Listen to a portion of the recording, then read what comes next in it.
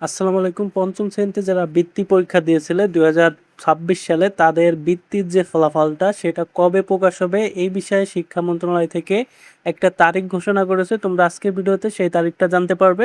তো শিক্ষার্থীরা তোমরা এখন বর্তমানে যারা ষষ্ঠ শ্রেণীতে পড়ালেখা করছো তাদের স্থগিত যে বৃত্তি পরীক্ষা 2025 সালে সেটা অনুষ্ঠিত হয়েছিল 2026 সালে।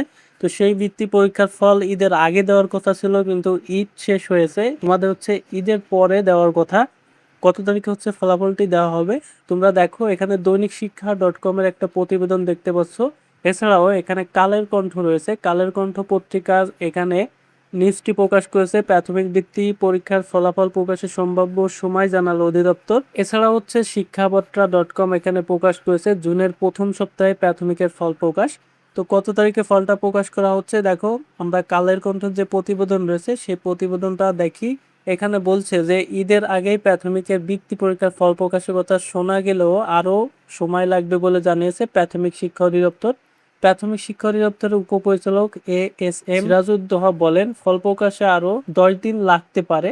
সেক্ষেত্রে 15 জুনের মধ্যে ফল প্রকাশ করা হবে। এছাড়াও দৈনিক শিক্ষা .com-ও একইভাবে একটা নিউজ প্রকাশ করে স্থগিত থাকা প্রাথমিক বৃত্তি পরীক্ষা চলতি বছরের এপ্রিল অনুষ্ঠিত হয় এবং এ পরীক্ষার ফল 10 জুনের পরে প্রকাশ হতে পারে। ইতিমধ্যে অধিদপ্তরের IPMIS সিস্টেমে লাইভ সার্ভার ফল দেখার লিঙ্কটি উন্মুক্ত করা হয়েছে এবং একই সঙ্গে সংশ্লিষ্ট মোবাইল নম্বরে খুদে বার্তার মাধ্যমে ফল পৌঁছে দেওয়ার পরিকল্পনা রয়েছে।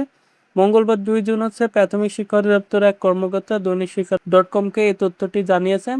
তবে 10 তারিখের পরে হতে পারে, ঠিক তারিখটা এখনো বলা হয়নি।